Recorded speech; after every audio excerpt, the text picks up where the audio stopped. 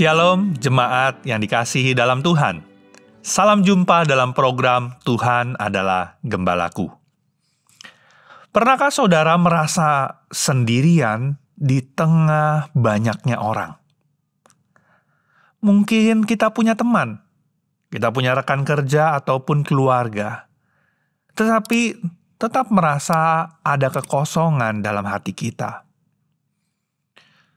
Seorang pria bernama Daniel memiliki karir yang sukses, tetapi ia sering merasa ada yang kurang dalam hidupnya. Suatu hari ia berkata, "Aku punya segalanya, pekerjaan, uang, teman. Tetapi kenapa aku masih merasa kosong?"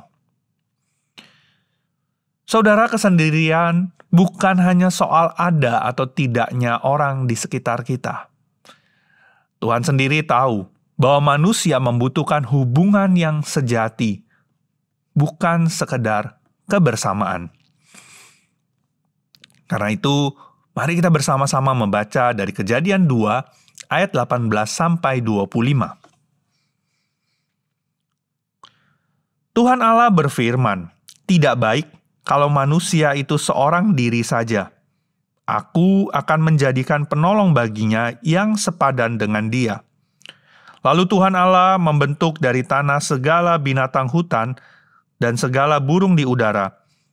Dibawanyalah semuanya kepada manusia itu untuk melihat bagaimana ia menamainya.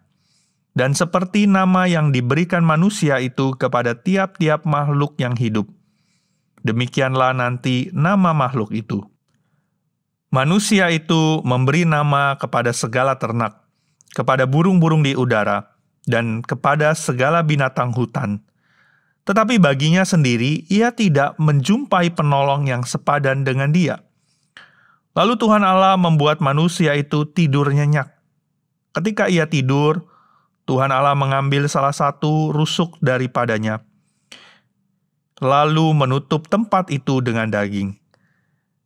Dan dari rusuk yang diambil Tuhan Allah dari manusia itu, dibangunnyalah seorang perempuan, lalu dibawanya kepada manusia itu. Lalu berkatalah manusia itu, "Inilah dia, tulang dari tulangku, dan daging dari dagingku. Ia akan dinamai perempuan, sebab ia diambil dari laki-laki.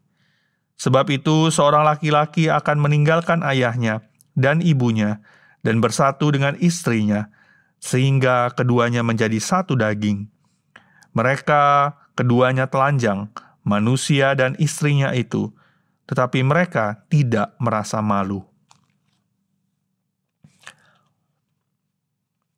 Saudara, kita baru saja membaca satu bagian firman Tuhan tentang bagaimana Allah merancang hubungan manusia, khususnya dalam pernikahan, tetapi juga dalam kehidupan sosial kita. Dalam bagian firman yang kita baca, kita mengetahui bahwa Allah menyadari kebutuhan manusia akan pasangan. Sebelum kejatuhan dalam dosa, segala sesuatu di dunia adalah baik. Namun ada satu hal yang Tuhan katakan tidak baik, yaitu kesendirian manusia. Kenapa? Manusia diciptakan sebagai makhluk sosial, di mana manusia perlu berelasi dengan yang lain. Kemudian Allah sendiri adalah Allah Tritunggal, hidup di dalam persekutuan yang sempurna. Kesendirian yang berkepanjangan juga bisa membuat seseorang merasa kosong dan kehilangan arah. Tuhan mengerti kebutuhan kita akan hubungan yang sehat. Ini bukan hanya tentang pernikahan, tetapi juga tentang persekutuan dalam komunitas dan gereja. Karena itu, apakah kita sudah membangun sebuah hubungan yang sehat dengan orang-orang di sekitar kita? Yang kedua, kita menyadari bahwa Allah menyediakan pasangan yang sepadan. Saudara, Allah tidak menciptakan Hawa dari debu tanah seperti Adam, tetapi dari tulang rusuknya. Ini menunjukkan kesetaraan di antara mereka. Hawa tidak diambil dari kepala Adam untuk memerintah atasnya. juga tidak dari kakinya untuk diinjak-injak. Ia diambil dari rusuk dekat dengan hati, sebagai mitra yang setara di dalam kasih. Dan di sini juga kita melihat bahwa Adam dan Hawa tidak identik, tetapi dirancang untuk melengkapi satu dengan yang lainnya. Di sana ada perbedaan dalam sifat, peran, dan karakter, di mana ini adalah bagian dari rancangan Tuhan. Karena itu, di dalam pernikahan, suami dan istri harus saling melengkapi, bukan bersaing. Hubungan yang sehat bukan didasarkan pada dominasi, tetapi pada kasih dan saling mendukung. Apakah kita menghargai pasangan kita atau orang-orang di sekitar kita sebagai mitra yang memang Tuhan tempatkan di sisi kita?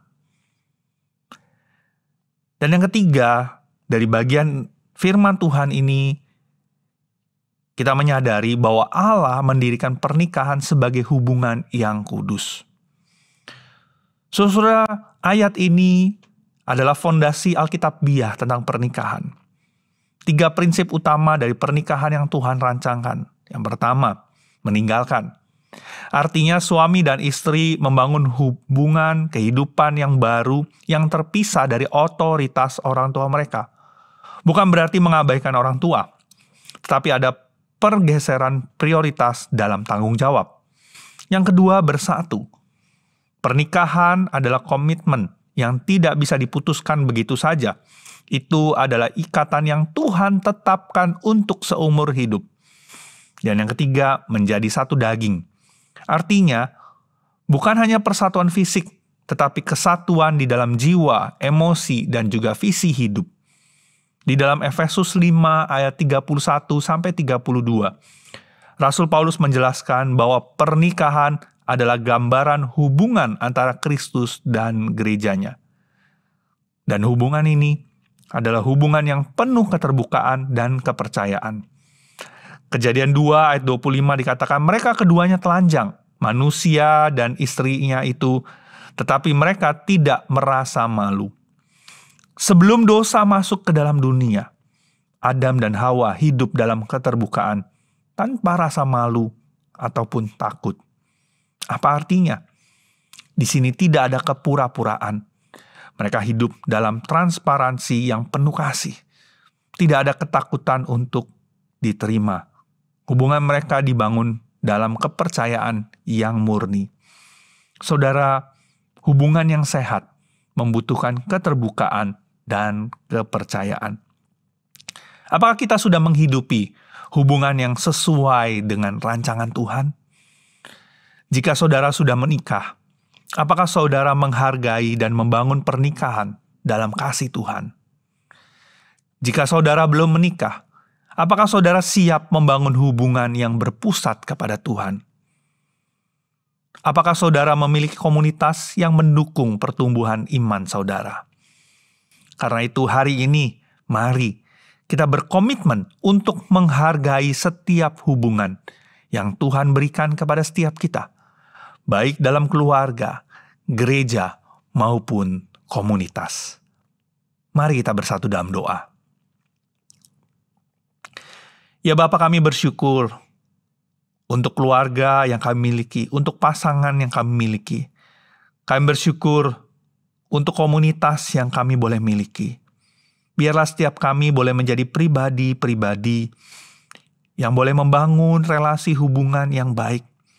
Dengan pasangan kami boleh menghargai, kami boleh terbuka, kami boleh membangunnya atas dasar kasih-Mu.